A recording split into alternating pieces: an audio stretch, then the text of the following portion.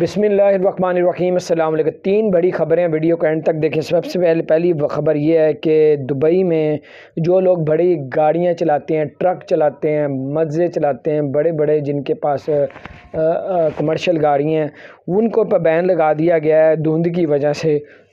500 درہم جرمانہ ہوگا اگر آپ چلائیں گے۔ آپ کے ڈرائیونگ لائسنس پہ بلیک 4 پوائنٹ لگائے جائیں گے۔